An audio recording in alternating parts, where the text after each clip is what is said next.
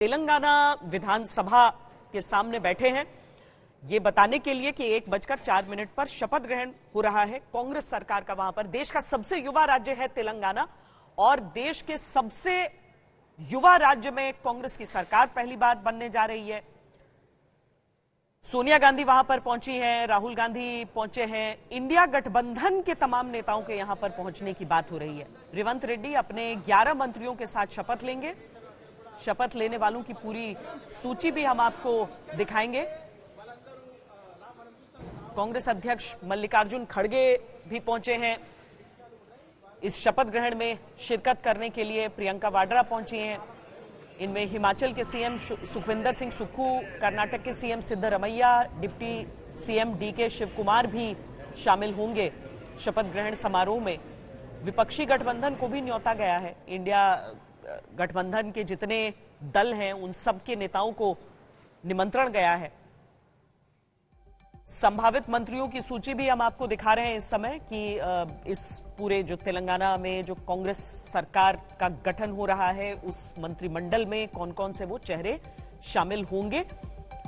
ये तमाम चेहरे और इस सब के बीच रेवंत रेड्डी मुख्यमंत्री के तौर पर शपथ ग्रहण में हिस्सा लेंगे। लेकिन इस शपथ ग्रहण के साथ ही उतना ही अहम हो जाता है इंडिया गठबंधन के जो बाकी दल हैं क्या वो सब यहां पर पहुंचेंगे, क्योंकि 6 तारीख की बैठक को जब कैंसिल किया गया शहजाद, उसके बाद से ये चर्चा रही कि गठबंधन है कितना साथ में इस समय। देखिए, मुझे लगता है कि एक ऐसा इकलौता गठबंधन है जिसमें मिशन और विजन नहीं है। इसमें केवल क्या है, अपने अपने करप्शन और कमीशन को बचाना, अपने अपने फैमिली के प्रोफेशन को बचाना, अपने अपने एम्बिशन को साधना, मोदी को गाली देना और डिवीजन की पॉलिटिक्स करना। इसीलिए आप देखिए ना, चुनाव से पहले भी चिरकुट छुटवैया, ये एक नेता दूसरे नेता के लिए कह रहा है, दूसरा कह रहा है अखिलेश वकीलेश। फिर आम आदमी पार्टी और कांग्रेस पार्टी के बीच में पंजाब से लेकर दिल्ली तक क्या घमासान चिड़ा, सीटों की लड़ाई कैसे बाहर आई। उसके अलावा आप देख सकते हैं कि बंगाल में Adhir Ranjan Chowdhury versus TMC, TMC versus left. Kerala में लेफ्ट के नेता पिनरई विजयन बोलते हैं कि राहुल गांधी को यहां से, या उनकी पार्टी बोलती है यहां पे राहुल गांधी को कंटेस्ट नहीं करना चाहिए। वहां पर भी एक दूसरे के खिलाफ लड़ते हैं।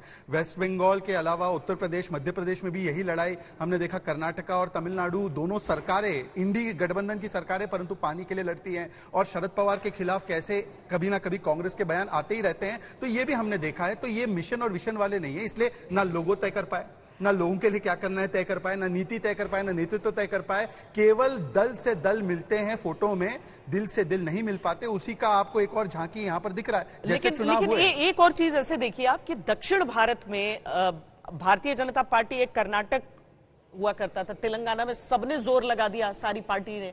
और अभी से नहीं, 2018 से पहले जब म्युनिसिपल चुनाव वहां पर चल रहे थे तब हमने देखा था। पर बीजेपी नहीं पैठ बना पाई। नहीं, मैं इसका एक जवाब दे दूं। ये कैसे कह सकते हैं सबसे ज्यादा सांसद आज की तारीख में दक्षिण भारत से या भारत के दक्षिणी हिस्से से भारतीय जनता पार्टी के 29 सांसद है, कांग्रेस के 28 है। डीएमके का प्रेजेंस आंध्र में कहां है? डीएमके का प्रेजेंस मुझे बताइए केरल में कहां है? केरल में हमारा वोट शेयर आईयूएमएल से ज्यादा है, 11.5%। हमारी ऑपोजिशन की लीडरशिप है कर्नाटका में, 36% वोट शेयर है हमारा। पुदुचेरी में सरकार है, हमारी होम मिनिस्टर पुदुचेरी का हमारा है। उसके अलावा आप देखिए हर साउथ के स्टेट में हमारी प्रेजेंस है और हम ग्रोइंग पार्टी है। तो ये कहना कि हमारा कोई साउथ में प्रेजेंस नहीं। और मैं आपको एक और बात बताता हूं, देखिए ये जो नॉर्थ साउथ की डिवाइड, ये आखिरी कार्ड इनके पास बचा है। पहले उन्होंने जाति के नाम पर किया, फिर धर्म के नाम पर सनातन को गाली, अब नॉर्थ साउथ पे आ गए। बताइए कि काशी तमिल संगमम जो हुआ, उस काशी तमिल संगमम में तमिलनाडु के इतने सारे लोग काशी गए और उसका आपको पता है ऐतिहासिक पृष्ठभूमि क्या है? ऐतिहासिक पृष्ठभूमि यह है कि पांड्या के राजा 15वीं शताब्दी में जब उनको इच्छा हुई कि शिवजी का मंदिर स्थापित किया जाए तो उन्होंने शिवलिंगम जो है वहां से काशी विश्वनाथ से लाने की प्रक्रिया शुरू की। गौ माता एक जगह पर रुक गई, वो हिलने को तैयार नहीं थी, तो वहां पर शिव काशी स्थापित हुआ। तीन काशी में काशी विश्वनाथ को स्थापित किया।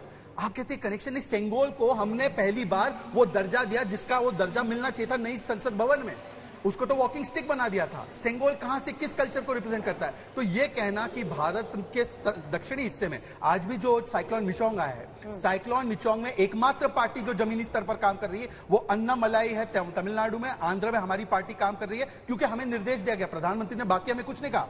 3 दिसंबर को जीत के दिन पर सबसे पहला निर्देश कार्यकर्ताओं को देते हैं कि साइक्लोन मिचोंग के लिए सारी कार्रवाई बंद करके इधर आप काम कीजिए। सारे दक्षिणी प्रदेश के हमारे कार्यकर्ताओं को बोला। तो ये हम लोग है जो राष्ट्र हित को लेकर और देश को जोड़ने की बात करते हैं, वो लोग देश को बांटने की बात करते हैं।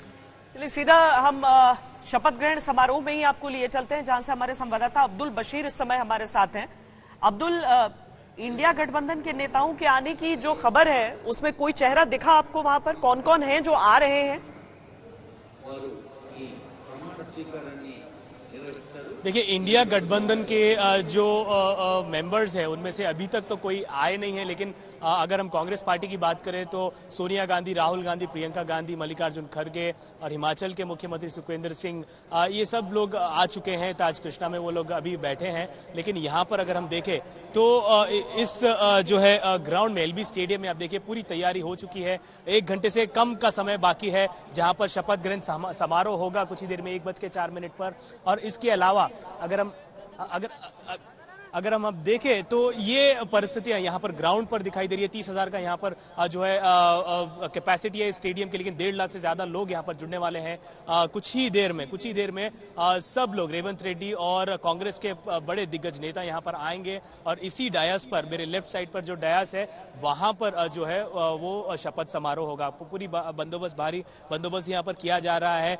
पूरा जो स्टेडियम है उसको कांग्रेस जो है के लीडर्स राहुल गांधी, प्रियंका गांधी, सोनिया गांधी और रेवंत रेड्डी के पोस्टरों से भरा पड़ा है। यहाँ पर पूरे जो फॉलोअर्स हैं यहाँ पर आए हैं, जुटे हैं, बस एक झलक रेवंत रेड्डी की, राहुल गांधी की पाने के लिए, कांग्रेस के नेताओं की पाने के लिए। लेकिन अगर हम इंडिया अलायंस के लीडर्स की बात करें तो डेरेक ओब्रायन और जो है डी राजा यहाँ पर आने वाले हैं, ये बताया गया है। उमर अब्दुल्ला आने वाले हैं, ये बताया गया है। और दूसरे जो इंडिया अलायंस के जितने भी जो है लीडर्स हैं उनको भी न्योता दिया गया है कांग्रेस पार्टी टीपीसीसी की तरफ से।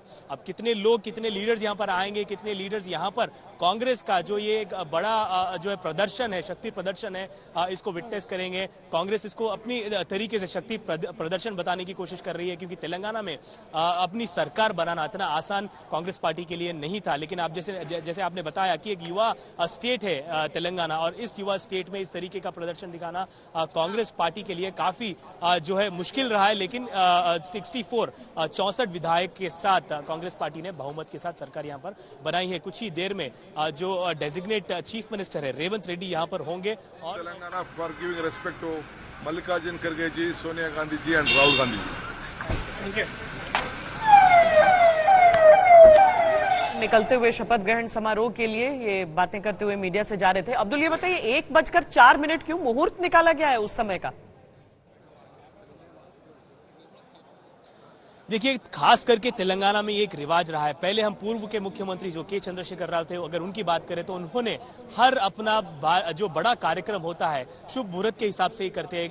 एक शुभ मुहूर्त होता है, एक समय होता है जिसको काफी ज्यादा शुभ माना जाता है, उसी प्रकार से वो यहाँ पर जो है हर कार्यक्रम करते थे। लेकिन उसी तरीके से रेवंत रेड्डी के लिए 1:04 शुभ माना जा रहा है शपथ ग्रहण के लिए। इसी के चलते 1:04 स्पेसिफिकली जो खास करके बताया गया है कि 1:04 पर रेवंत रेड्डी यहां पर शपथ ग्रहण करेंगे। तो ये एक खास तौर पर एक विश्वास माना जाता है। कई सारे ऐसे लीडर्स हैं, जैसे हमने देखा सचिवालय जो तेलंगाना गवर्नमेंट का सेक्रेटेरिएट है उसको भी तोड़ा गया, बनाया गया, इसीलिए क्योंकि इसके ऊपर जो है वास्तु का कुछ जो है हमें पता चला कि वास्तु के चलते और उसको तोड़ना पड़ा और नया सचिवालय बनाना पड़ा। तो ये एक जो विश्वास है खास करके बड़े लीडर्स का, बहुत ज्यादा इस चीज पर जो है होता है, भरोसा होता है कि सही वक्त पर सही काम करना जरूरी है। तो इसी के चलते रेवंत रेड्डी का शपथ ग्रहण जो है 1:04 पर आज के समय रखा गया है। अभी हम देखते हैं कि 1 घंटे से कम का समय बचा हुआ है। ताज कृष्णा से सारे जो मुख्य लीडर है, सोनिया गांधी, राहुल गांधी, मल्लिकार्जुन खड़गे, प्रियंका गांधी, रेवंत रेड्डी, सब लोग वहां से निकल चुके हैं। कुछ ही देर में यहाँ पर ये डायस के पास पहुंचेंगे, जहां पर गवर्नर जो तमिलसाई सौंदरराजन जो यहाँ के गवर्नर है तेलंगाना स्टेट के, वो यहाँ पर आएंगी और एक परेड आयोजित किया जाएगा और ऑफिशियल प्रोग्राम्स, ऑफिशियल प्रोटोकॉल के चलते यहाँ पर शपथ ग्रहण जो है रेवंत रेड्डी का होगा। उनके साथ साथ उप मुख्यमंत्री भट्टी विक्रमार्का माने जा रहे हैं 11, और उनके साथ साथ और 10 जो है कांग्रेस के नेता हैं, दिग्गज नेता हैं, जिनको यहाँ पर शपथ लेने की संभावना बताई जा रही है। तो अलग अलग कार्यशाली दी जाएगी। मुख्य रूप से भट्टी विक्रमार्का, उत्तम कुमार रेड्डी को मुख्य कार्यशाली दी जाएगी। हालांकि तेलंगाना में ऐसा कोई बड़ा ड्रामा दिखने को नहीं मिला। इनिशियली जब शुरुआत में हमने देखा कि रेवंत रेड्डी का जो है मुख्यमंत्री सीएलपी लीडर के अनाउंसमेंट से पहले हमने देखा कि मल्लो भट्टी विक्रमार्का, उत्तम कुमार रेड्डी दिल्ली गए थे, बड़े जो है एआईसीसी इंचार्ज से, लेकिन नाम तय हो गया रेवंत रेड्डी का और अब शपथ ग्रहण उनका